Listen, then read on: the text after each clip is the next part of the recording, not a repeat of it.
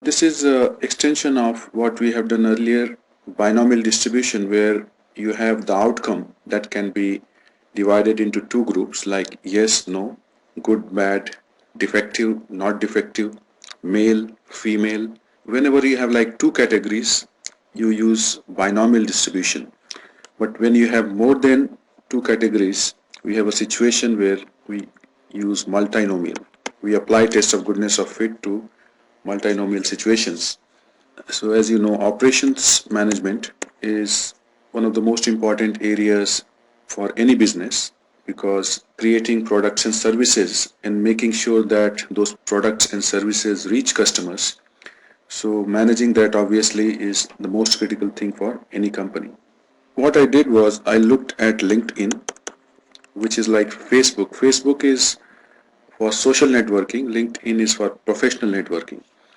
So I looked at different categories of jobs within operations. Project management, let's call it PM.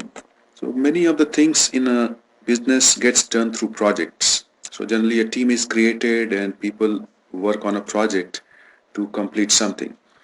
So most of the tasks are done through projects. So it is very important that people who work in businesses develop skills related to project management. And when I looked at LinkedIn, I found about 11,091 openings related to project management. I then looked at supply chain. So supply chain management, nowadays when you have suppliers all over the world and people are getting products and services from so many different people. So managing that supply chain is very, very critical. And the number of job openings that I saw was 11 to 82. Third one I looked at within operations area is service operations management. You can call this SOM. And services nowadays constitute about 80% of the overall jobs in the job market. So this has been a trend actually, increase in services or service related jobs. Like in 1940s and 50s, the proportion of jobs in services used to be about 20%, and now it has increased to more than 80%. Now as opposed to that, in 40s and 50s in US, number of jobs related to manufacturing used to be like 80% or more, which has slowly come down to less than 20% today. So when I looked at service operations management, there were 15,378 openings. And another important area within operations is quality. And there were 12,696 openings. These are only four categories. Obviously, I could have looked at more, but for this example, this is sufficient. So if I add, I get about 5447 as the total. Now, one of the questions somebody may ask, if you look at the numbers in different categories, sometimes you see a number like 11,091, first one, and the highest number is 15,378. Whatever differences we see in these numbers, are they statistically different? Can we say with 95% or high level of confidence that there are significant differences between the categories?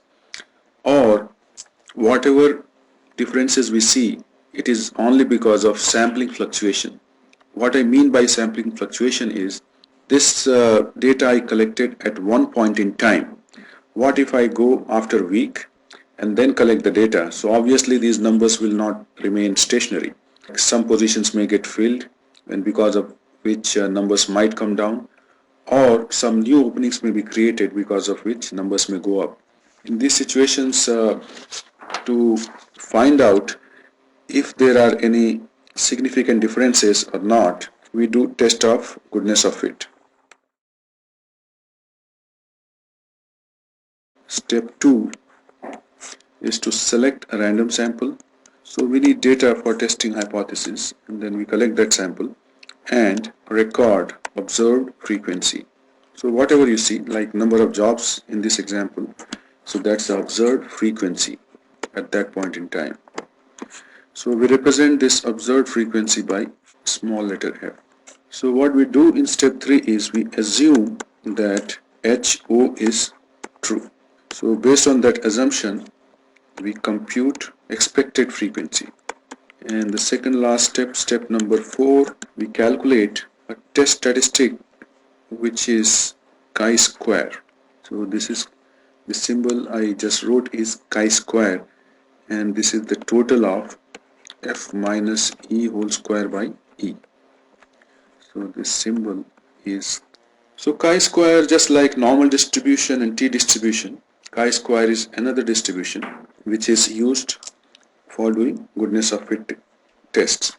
So when you calculate p-value, you can use Excel function chi dist and put the chi-square value whatever you get in the previous step and then degrees of freedom. So that will give you p-value. Now this degrees of freedom you can calculate as number of categories minus 1. Like in our example we have 4 categories, so 4 minus 1 is 3, so that's the degree of freedom. And once you do that, then you can say if p is less than or equal to alpha, so this is the rejection rule. So if this holds, we reject HO. So that's the 5th step. So these 5 steps we can apply to our data and see what we get. Starting with step 1, HO and HA we can write. So we are basically trying to compare the proportion of jobs in different categories.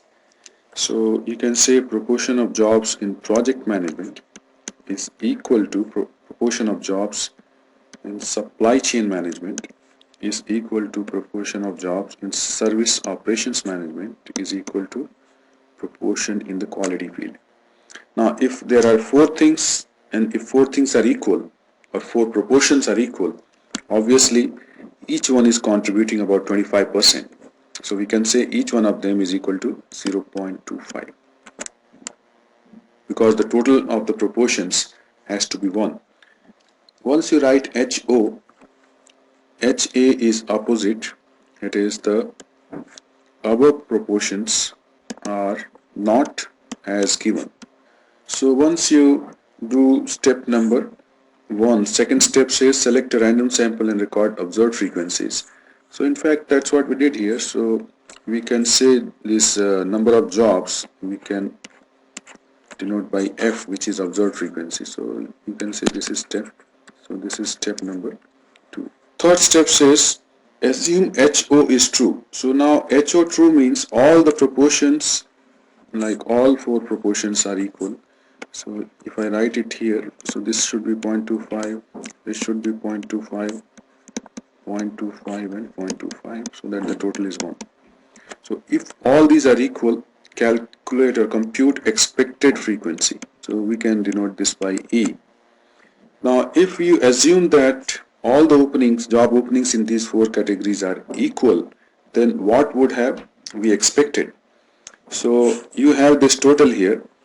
So this total will be equally divided into those 4 areas. So what we do is we multiply 0.25 with 5447 to get expected frequency for project management jobs. That number if you do, you should get 12611.8, and in fact all these numbers should be same because everywhere we have 0.25. So that is step number 3, and step number 4 is to calculate chi-square, for which we need F minus E whole square by E, and if you add all that you get chi-square. So F minus E, so F is 11,091 and E is 12611.8. So you can see it is different. So basically in the numerator you are taking the difference and squaring it. So if they are different by a lot, then if you square it, it becomes even a bigger number. It gives more penalty to higher differences. Similarly, like if you see 15,378, third one, so it is much far away from 12,000. So there you get much larger value for the last column. But the last value for F is 12,696, which is very close to 12,611. So this may give you the least value in the last column. So if you do these calculations, you should get 183 and a very, very big number, 606.8 and 0.6. So the total for chi-square. So in fact, this table, while completing this table, not only step number 2, we also complete steps 3 and 4. So all the 3 are already there in the table. So if you come back to now last step, step number 5, we need p-value. And degrees of freedom is number of categories minus 1, so 4 minus 1 is 3, equals CHIDIST and brackets, you have 930.9 comma 3. So it gives you this number. So if you look at this number, it is e raised to negative 201, or 10 to the power of negative 201 means you have like 0.00, like 200 zeros, and then 17559.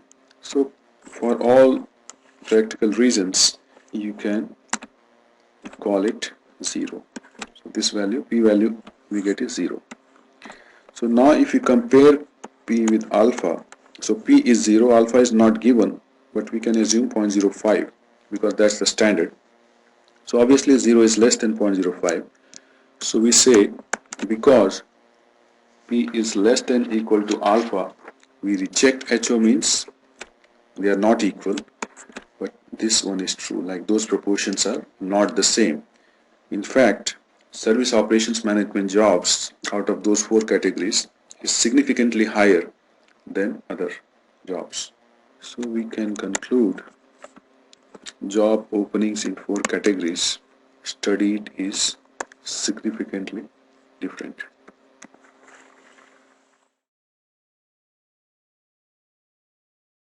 We'll not solve it completely, but just to give you some direction. So you have, like before the presidential debates, you have the preference of voters, like 48% Democrats, 38% Republicans, and so on. Now after the presidential debates, they took a sample of 1200 and wants to see if the debate has made any impact or not. When you write step 1, HO and HA, you'll see the setup is slightly different than the first one, but more or less we are doing the same thing. So now we are saying proportion of Democratic voters is 0.48, proportion for Republicans 3.8, proportion for Independent only 4%, and proportion of undecided 10%. So in this case all the proportions are different, and HA, we say the above proportions are not as given. So basically after the debate the proportions are not as given, so either we'll say that HO is right or HA is right. HO is right means the presidential debate has not made any impact on the voter preference, whereas if HA is correct, then that means it has made some difference. And when you make your table, so you have this category, you have Democrats, Republicans, Independent, Undecided, and your F values or observed frequencies is 540, 480, 480, and then 40 and 140, so that the total sample size is 1200. And then you have a P column, and then you do the calculation for E, then you do calculation for F minus E whole square by E, get the total, call it chi-square, and then you do the regular stuff. So slightly different in terms of this column because here it is different. So when you are calculating E, you have to multiply like 0.48 by 1200 for the first one, then 0.38 times 1200 for the second one, and so on. So test of independence is done when you have like 2 different variables. One example is somebody collected data regarding the voting patterns by men and women, and this is what they got. You want to see, so gender and voting are dependent. So either HO or HA will be true. So this is what we try to test by doing test of independence. Because depending on the outcome, one may change the strategy or modify the strategy or continue with the strategy. So it totally depends on what outcome one gets. So if you read the question, there are 500 randomly selected automobile owners were questioned on the main reason they had purchased their current automobile. So the reasons they gave was like somebody said styling is the main reason, engineering, how it is designed, or the fuel economy. And the other variable you look at is the gender again. So male versus female. Automobile company will like to know if there is any preference or a pattern between two types of people in purchasing or for the reason for purchasing an automobile. So if there is a pattern, obviously they can design their marketing material accordingly. Let's go through all 5 steps and see what we get. We'll call the first variable as reason of purchase. So we can say a reason of purchase is independent of gender. And similarly, HA could be reason of purchase is not independent of gender. So either first one or second one will finally be true based on the data. So let's write down observed frequency, which we denote by small letter f. You have this small table, so I will recreate that. So you have style, engineering, and fuel efficiency or economy. And this side you have male and female. So you can also create these columns, one more column and row for the total. So this is 350, this is 150. So the total sample size is 500, and again this total gives you 100, 150 and 250. So that is step 2. Now in step 3 we calculate expected frequencies and we denote it by letter E. Again we'll use the same template as above. Now to calculate expected frequency for the first cell, like here, styling and male. So what we do is, because this is first row and first column, you have this 100 in the first column and you have 350 in the first row. So we multiply them. So 100 times 350 and divide that by this number 500. So this will give you 70. For this one, second one, now you have 150 times 350 divided by 500. So 150, because this is second column now, E, and first row still, so 350 divided by the total, and this will give you about 105.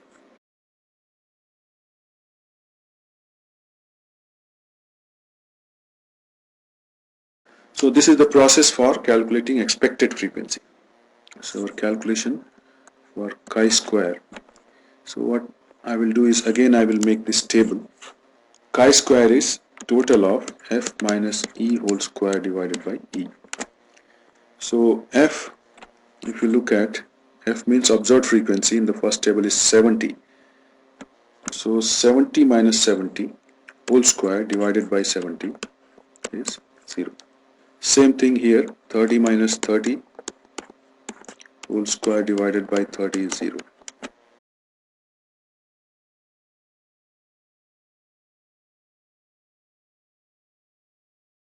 So we get all these values, we have to add them.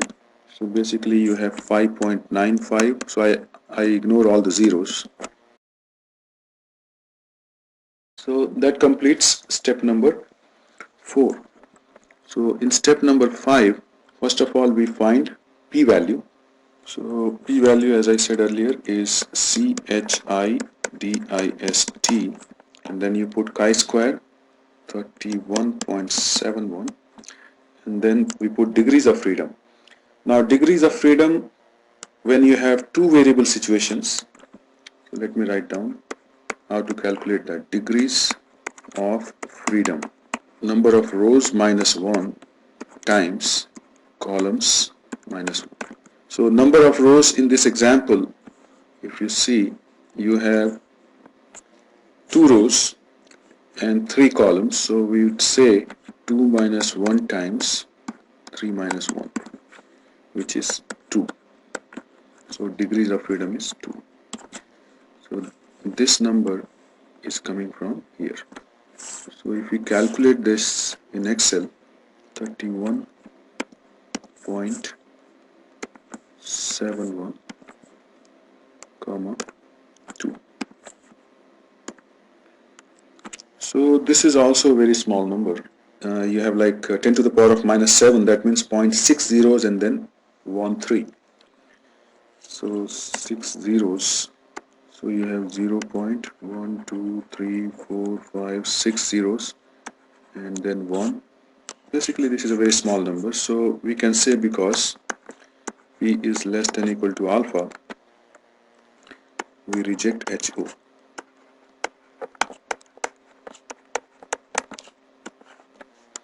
We reject HO means we reject this, and this is true. That means reason of purchase is not independent of gender. So obviously there is a pattern of automobile purchase, and the pattern is different for male or female. Our conclusion will be, we conclude with 90%. So in this case actually they wanted 90% confidence, so we can say we conclude with 90% confidence that purchase is not independent of gender. There is a dependency as shown by these calculations. So like if you would have looked at this table in the beginning, it would have been difficult to say whether there is a dependency or not, but when you do a systematic analysis and go through all 5 steps, then you can say with high level of confidence, like in this case 90% confidence, that they are dependent on each other.